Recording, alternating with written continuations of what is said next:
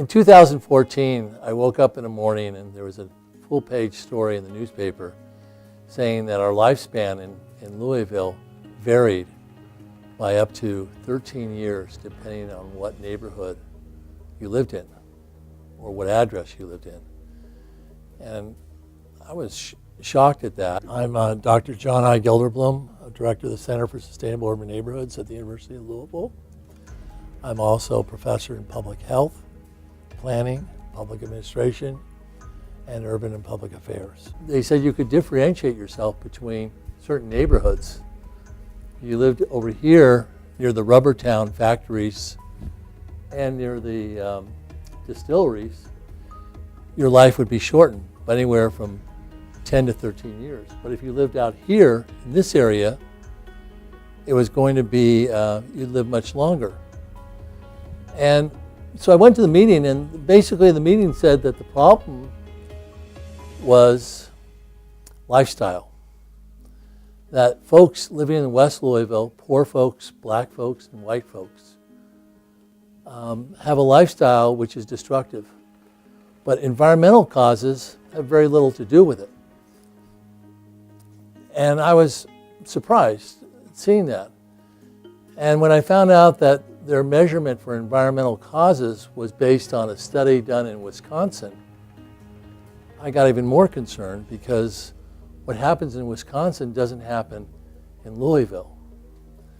And then this spring, even more shocking, was the study done that Louisville has the lowest life expectancy of any city next to Detroit. By 5 years, people in Louisville live 5 years less. And that's compared to people living in Santa Rosa, California, Santa Barbara, San Francisco, Los Angeles, even New York. So that's another factoid for you. The third aspect was we looked at the Center for Disease Control statistics about a study done about the health of seniors who are 65 years old.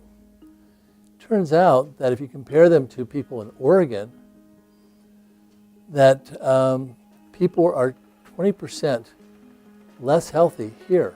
In fact, we have one of the unhealthiest seniors next to people in Mississippi and Alabama. A 20% difference, huge.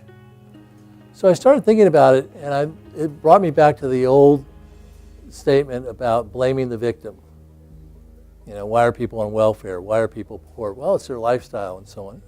The same kind of 60s racial stuff came up.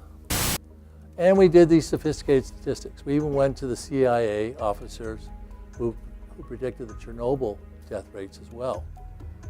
And we found out that half of the reasons, or up to half of the explanation of why people are dying early, is due to these environmental toxins in the land, in the water, and in the air.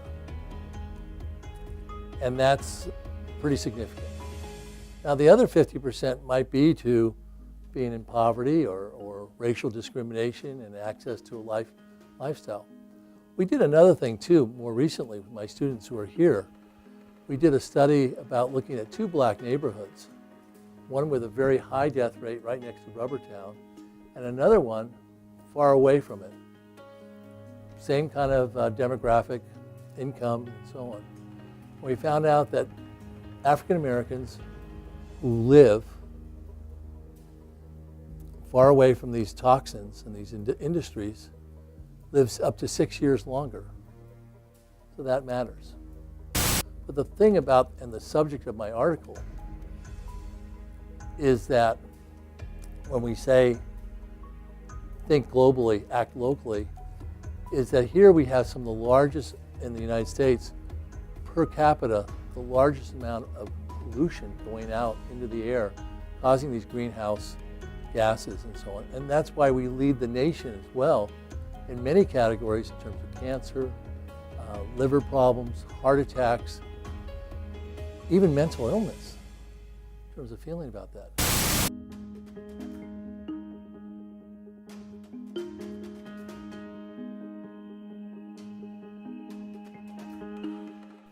So that's what we mean by thinking globally, acting locally, that we can contribute and reduce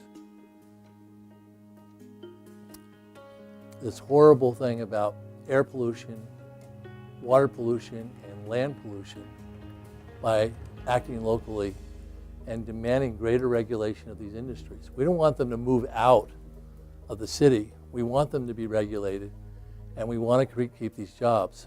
But it's in our interest, health-wise and economically, because what company wants to come to Louisville when they know that their children themselves might take the risk of dying up to 5 years, 6 years, 10 years, and even in some cases up to 13 years earlier? It's not, you're not going to sell Louisville based on that. So that's the theme of my article. That's what I'm trying to present in terms of the research we're doing. Thank you.